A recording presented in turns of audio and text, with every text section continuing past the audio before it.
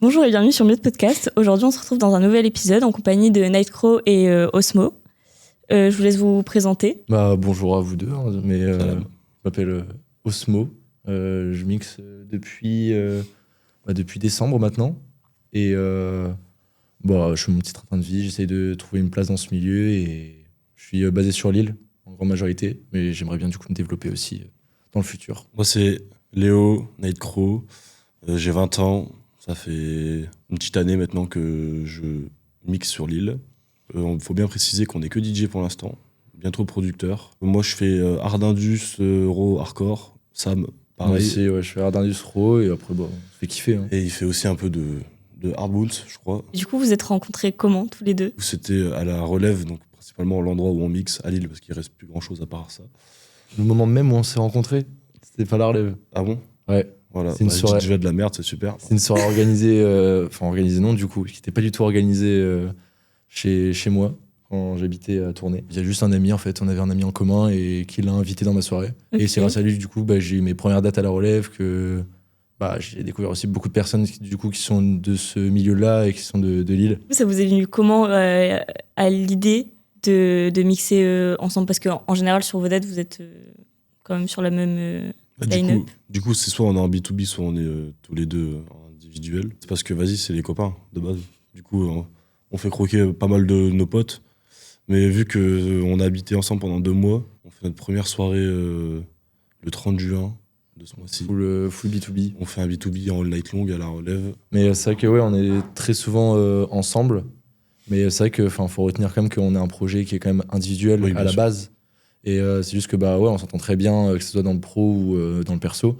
Et donc du coup, c'est pour ça qu'on s'invite, on se soutient et c'est le principal en soi. Mais c'est vrai qu'on a, je pense, tous les deux une quête aussi de pas être identifiés non plus l'un à l'autre. Parce que le but, c'est pas non plus que ça devienne un duo, vraiment on mixe à deux tout le temps. Enfin, les persos, c'est ok, je l'aime beaucoup. Mais... si vous deviez décrire votre duo donc, dans la vie perso en général, comme un couple célèbre ou un duo de fiction, vous seriez qui ? Oh, waouh. Est-ce qu'on serait un couple célèbre ? Un couple célèbre. Attends, quel couple célèbre ? Quel couple célèbre on serait ? Waouh. De fiction ou qui existe, peu importe. Ouais. Moi, je pense qu'on serait Marty McFly et Doc. De Retour vers le futur. Moi, je pense que je suis Doc, toi, t'es Marty. Moi, je suis Marty McFly. je pense que ça peut être pas mal. Ça marche de ouf. Ça, on prend ça ? Ouais. Allez, j'ai vendu. Okay. Qui est le plus imprévisible derrière les platines ? Je pense que c'est moi. Imprévisible, c'est toi, parce que tu... parce que moi, je mixe, je ne prépare jamais mes sets. Je connais mes tracks. Après, Sam ne prépare pas non plus. Enfin, il est moins expérimenté que moi en termes de temps. Du coup, on va dire que c'est moi le plus imprévisible, vu que j'ai mixé un peu plus longtemps que lui, tu vois. Surtout, je suis sur des platines sur lesquelles j'ai pas vraiment l'habitude de mixer. Donc, je veux faire kiffer les gens. Je veux faire transmettre certaines valeurs ou même certaines émotions dans mes sets, dans les soirées. Après, tu mais parfois... Oui, c'est ça. Mais par exemple, je peux avoir une idée, et surtout, je suis très indécis. Parce que parfois, j'ai une idée, je la prépare et je fais « Ah non, en fait, il y a un autre son qui pourrait être très bien. » Et en fait, je suis à la fin du son et je panique et voilà. Donc, c'est surtout dans ce truc-là où, pour l'instant, je suis pas encore assez à l'aise. Mais j'arrive quand même à bien m'adapter. Il y a la gestion du stress aussi. Mais en vrai, au bout de quelques dates, ça s'en va. Après, même les plus gros DJ sur la scène techno, ça reste stressé quand ils font un gros festival ou des trucs comme ça. Tu vois, c'est normal. Ça reste humain. Donc ça... N'ayez pas peur de stresser, juste au bout d'un moment, il faut y aller. Voilà. On n'oublie pas quand même qu'on est avec d'autres personnes aussi, qu'il y a aussi des personnes en fait, qui ont kiffé, et moi ça m'est déjà arrivé du coup avec les dates que j'ai fait là à la Relève, ça arrivait, même à lui, on arrêtait un set, on n'aimait pas du tout. Ouais. Et en fait au final j'ai vu des personnes même que je ne connaissais pas en fait, et qui me disaient mais on a grave kiffé, merci pour ça et tout. Et en fait ça faisait que moi je savais sur quel point je voulais m'améliorer, mais le principal c'est de faire kiffer les gens. Si les gens passent un bon moment, du coup, je me dis que j'ai rempli ma part du contrat, finalement. Quand vous mixez ensemble, est-ce qu'il y a plutôt genre un leader ou c'est plutôt du 50-50 entre vous deux ? J'ai la réponse. Vas-y. C'est toi. C'est moi le leader. En général, c'est pas lead, allez, mais en fait, en soi, je pense que t'es plus à l'aise, t'as plus de confiance en toi à ce niveau-là, et que moi, du coup, parfois, j'ose pas dire les choses, ou parfois, peut-être pas assez. C'est une thérapie de couple, ça me fait. Ouais, c'est vrai. Mais c'est important quand on est deux à mixer en même temps. C'est important aussi de trouver un équilibre dans ça, et pas se faire manger par l'autre, ou que les deux aient la même place, en fait, finalement. Et je sais que moi, Ouais, dû à ça. Parfois, bah, du coup, j'osais pas trop, ou je laissais finir sa track et je faisais, ouais, mais moi, je dois faire ma transition, et voilà. Après, là, par exemple, ce soir, on remixe à 2. Ouais. Et là, on a pour projet de se préparer du coup pour le 30. Oh, ça fait Du ça. coup, avant, on faisait 2 transis chacune. Donc ça laissait plus d'espace. Là, on va faire 1-1, histoire de bien se compléter, de bien. Genre, c'est des questions-réponses, tu vois. Ok. Donc, on va faire ça. Et... Je pense que c'est aussi une bonne technique pour apprendre à mixer à 2. Après, comme on a dit, on va pas mixer à 2 toute notre vie. Mais au moins, on sait que si sur une grosse date, on est placé à 2 ou quoi, voilà. On sait qu'on va faire le taf. Et ça vous est venu comment à l'idée de mixer, enfin chacun de votre côté, vous avez commencé comment? Je faisais des études avant. Ok. Et pendant ces études-là, surtout pendant les vacances d'été l'année dernière, il y a un pote qui m'avait fait mixer 2 ou 3 fois chez lui des après-midi. Je lui ai dit, gros, j'ai grave envie de savoir mixer, d'y arriver en fait finalement, donc apprends-moi au moins les bases s'il te plaît. Donc, c'est ce qu'il a fait. Et suite à ça, je suis devenu le pote chiant en mode, viens on se voit pour mixer, mais parfois moi il avait pas trop envie. J'ai eu à Noël une platine, donc une FX4, vraiment la basique des basiques. Quand j'ai eu ma platine, je n'ai fait que ça, jour et nuit, à mixer, à m'entraîner, à regarder des trucs sur YouTube et regarder comment les gens mixaient. Et du coup, dans cette soirée-là, bah, lui, du coup, il mixait avec ma platine et moi aussi, je mixais. Et du coup, il avait vu comment je mixais, donc il m'avait donné ma chance pour la relève. Et il l'a saisi. Voilà. Hein. Bah ouais, hein. C'était grotesque. C'était grotesque. Il y a quelques années, j'ai rencontré un bon ami à moi qui s'appelle Ethan, si tu passes par là. Il a commencé quand il était tout jeune. Et de base, lui, il mixait de la house. Mais il était déjà assez répandu à Lille. Donc moi, j'ai appris sur la house. Quand il a commencé à mixer la techno, ça m'a plus parlé que la house. Et du coup, j'ai mixé comme ça. Avant, j'étais avec un de mes meilleurs potes aussi. On était un duo. Du coup, on a commencé à mixer dans des bars co.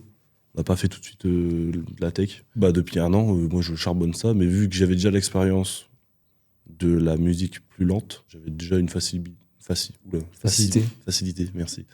C'est mon Becherel. J'avais déjà une facilité pour mixer, tu vois. Du coup, j'ai commencé direct. Là, on est rentré petit à petit sur la scène, et encore sur la scène lilloise, on est vraiment encore au bas de l'échelle. On est petit, hein. Mais ça va, on se débrouille. On commence vite. Moi, je commence vite fait à me faire connaître. Quand il y a énormément de DJ, on est dans une quête aussi de ressortir du lot. Il y a tellement de demandes. Beaucoup de concurrence. Et puis maintenant, tout le monde peut mixer, tu vois. Il y a beaucoup d'influenceurs qui sont devenus DJ qui, eux, sont bons. Mais il y en a, malheureusement, qui ont trop utilisé leur influence envers ça. Et du coup, en soi, ça reste juste du business, en fait. C'est plus vraiment de la musique. Mais faut pas non plus que ça devienne argent. Tout le monde a été submergé par juste des mecs qui mixent dans leur chambre et qui veulent mixer en dehors. Parce que soit ils ont pas de compte Insta, ils ont pas d'expérience ou ils ont rien à montrer. Du coup, en général, les gens du coup disent non. C'est vrai que là maintenant, c'est comme une mode en fait de savoir mixer. Ouais, c'est ça.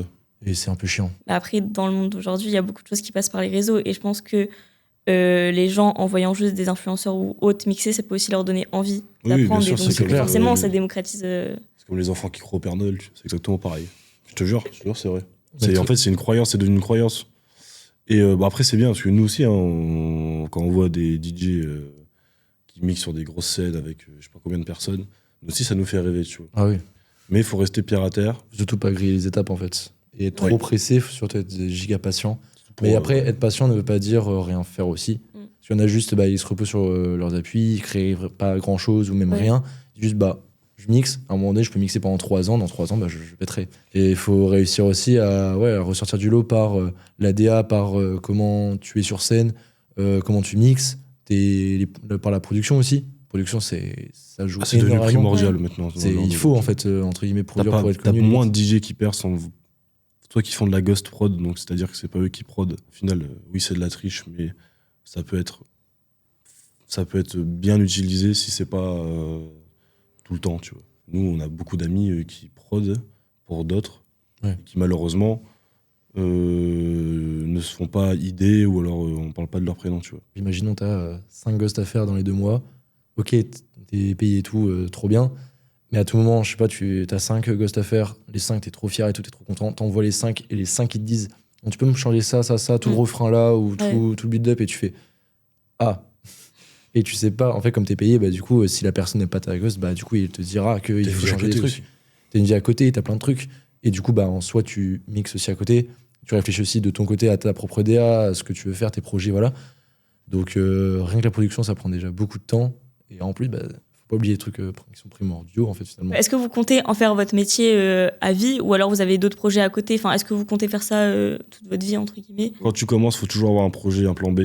Parce que malheureusement, dans ce métier, tu ne sais pas si ça percera un jour ou pas. Aujourd'hui, c'est la visibilité à 100%.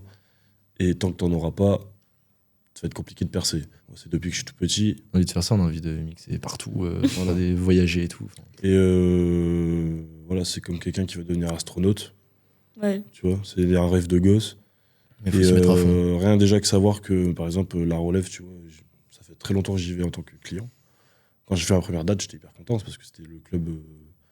C'était un de mes dream clubs à Lille parce que pourtant c'est pas quelque chose de fou. Hein. Logiquement, trouver un taf à côté. Si t'arrives pas à trouver un taf, peut-être reprendre des études qui prendront pas non plus trop de temps. À tout moment, je sais pas, on rencontre une personne dans une semaine qui nous fait péter quelque part, bah on sait pas en fait. Ça peut aller tellement vite, comme ça peut être hyper lent. Parce qu'il y a ce truc-là il y a, on va dire, des chances de tomber sur les bonnes personnes, comme ça. Ouais. Mais il y a aussi par nous-mêmes de faire en sorte que cette chance-là, elle tombe en fait. Vous vous êtes pas demandé, si un jour, imaginons, ça vient à vous dégoûter. J'avais pas pensé à cette question. Ouais, c'est vrai que c'est pas mal. À nous dégoûter. Dégoûter, en plus, le mot est fort. En soi, je t'ai dit, c'est le mental. Tu peux pas être dégoûté du métier, tu peux être dégoûté de ce qui devient, je pense. Par exemple, vous lassez. Par exemple, si on aurait mixé à 40 ans et que j'étais ça, tu vois. Imagine. Ouais. Oui, là, Peut-être. Ok. Là, j'ai 20 ans. J'ai encore peut-être 10 ans avant de percer. on est encore dans notre début de ouf. De toute façon, on est très très motivé. De toute façon, il faut avoir de la motivation pour ce métier. Ouais. Et pour moi, je pense. Je suis d'accord avec toi en disant que c'est un métier passion, mais c'est un métier où t'es dégoûté, ça se voit. Soit sur tes prods, soit sur ton set, soit sur ta manière d'être. Et ça va pas intéresser les gens. Et ça se voit à un Ah moment oui. donné, en fait. Ça ressort, Voilà. tu peux pas vraiment le Donc, cacher. même, infiniment. je pense que ce genre de personnes arrêtent très vite leur carrière s'ils en ont une. Tu vois. On va passer à des questions pour apprendre un peu plus à vous connaître. Enfin, Vas-y. c'est pas non plus très personnel. Hein. Est-ce que t'aimes la tomate? J'adore la tomate. Et toi, t'adores la tomate? J'adore la tomate. C'est bon? Ouais. Ok, Fin d'interview, clap de fin. Qui est le plus susceptible d'arriver en retard entre vous deux? Je pense que c'est nous deux en vrai de vrai. Oh, c'est plus toi. Ah ouais? Ah ouais, large. Vas-y, donne des exemples. Bah, tout le temps. Ok, voilà. J'ai pas besoin de. C'est quoi, je me justifie même pas, il a raison. Oui. Ah ouais, donc t'essayes de te justifier, mais t'es toujours en retard. Non, mais, bah, je suis souvent en retard ou alors souvent pile à l'heure.